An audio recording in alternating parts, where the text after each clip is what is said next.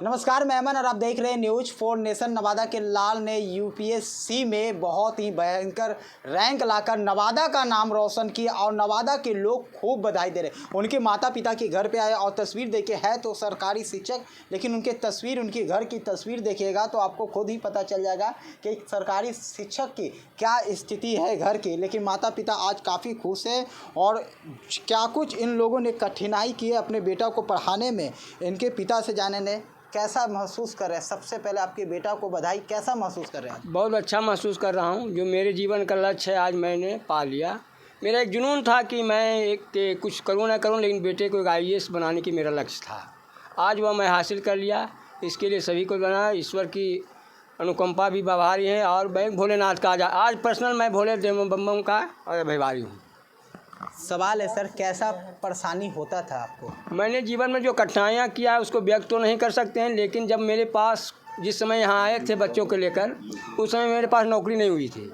उस समय खेती केवल था और मैंने खेती से करके यहाँ तक उसको 4 वर्ष तक था। मुझे नौकरी नियोजित शिक्षक 2007 में हुआ मिडिल स्कूल नमदारगंज में। उस समय मुझे 5,000 रुपये केवल मिलता था। आप समझ सकते हैं 5,000 रुपये में 2 बच्चे को वहाँ कोटा में रखना है, दिल्ली में रखना कितनी समस्या। इसलिए मैंने अपने गांव का खेत बेचा। उसके बाद जब उसमें नहीं पूर्ति हुआ तो उसको पढ़ाने डोनेशन करने के लिए मैंने नवादा का जो ज़मीन खरीदा था इसके पहले, उसको मैंने बेच के उसी में लगा दिया। और मेरे जितने वेतन आया आज तक मैंने कुछ नहीं किया, केवल वही काम किया पढ़ाने का। कैसे पढ़ाई करते थे, कहाँ कहाँ वो पढ़ाई करे, उनके बारे में क्या डिटेल बताइए तो लोग भी जाने थे वो कैसे पढ़ाई किए। प्रारंभिक की शिक्षा उसके गाँव पर हुआ। वो गांव में भी स्कूल मैंने अपने उसको घर पर मेहनत किया, शिक्षा दिया 5वीं तक। 6ठी क्लास में उसको फिर आके 2 क्लास सरकारी विद्यालय रोम हाई स्कूल 8वां तक रहा। उसके बाद मैंने 9वां में उसको जीवनदीप पब्लिक स्कूल में नवादा में लिखाया।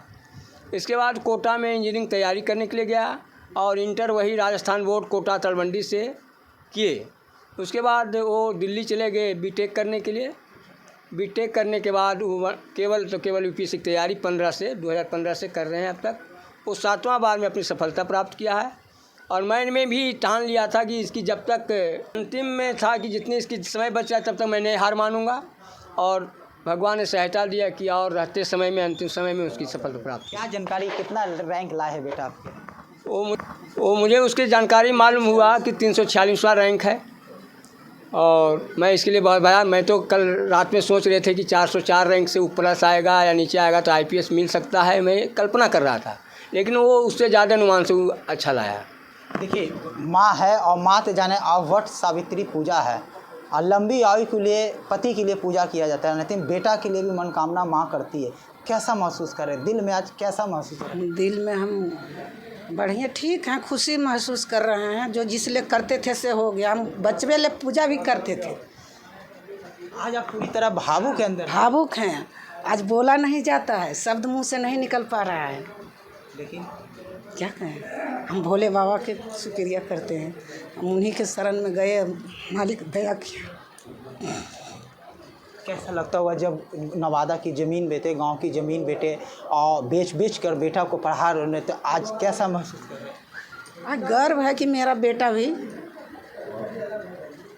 जिला में नाम रोशन कर किया। आज आपके आँख में जो आंसू है वो किस लिए आंसू है? खुशी का आंसू।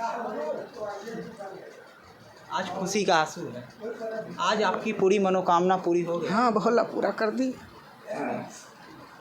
क्या कहिएगा लोगों को, और भी बच्चे हैं उसके लिए क्या संदेश दीजिएगा? क्या सभी लोगों को पढ़ने के लिए। हाँ, मेहनत करिए, लगन से पढ़िए, मेहनत कीजिए, सफलता तो ज़रूर होगी। जब पढ़िएगा तब न सफलता मिलेगी। देखिए, माँ और पिता थे पूरी तरह भावुक है और बता दें तो यहाँ पर तमाम जो लोग हैं वो भी मिल रहे हैं। कैसा देख रहे हैं, क्या कुछ भावुक हो रही है माँ, कैसा देख रहे हैं आप लोग? बहुत खुशी के मारे बेचारी बहुत भावुक हो रही है। पिछले 15-17 सालों से जिन्होंने तपस्या किया, आप समझ सकते हैं 2007 में लड़का मैट्रिक किया, 5,000 इनको वेतन मिलता था और उससे कोटा में पढ़ाएँ, दिल्ली में बीटेक करवाएँ, वहाँ फिर यूपीएससी की तैयारी करवाएँ, कोचिंग करवाएँ। कितनी महंगी पढ़ाई है यूपीएससी के लिए, तो आप लोग समझ नहीं सकते थे। और घर के ज़मीन को बेचना कितना चैलेंज होता है ना, वो आप लोग समझ ही रहे होंगे। सर का ननिहाल मेरे घर में हुआ है ना, हमारे भाई लगते हैं रिश्ते में। और बहुत मैं भी काफ़ी खुश हूँ, है ना। और क्या कहिएगा? और कहेंगे बाकी जितने बच्चे हैं बस इस आलोक रंजन की तरह मेहनत करें और नवादा का नाम रोशन करें, है ना। मैं भी अपने कोचिंग के विद्यार्थियों को काफ़ी प्रेरित करता रहता हूँ, है ना। देखिए आलोक रंजन के घर में लोग पहुँचे हुए हैं और माता पिता देखिए किस तरह भावुक, सही बात है।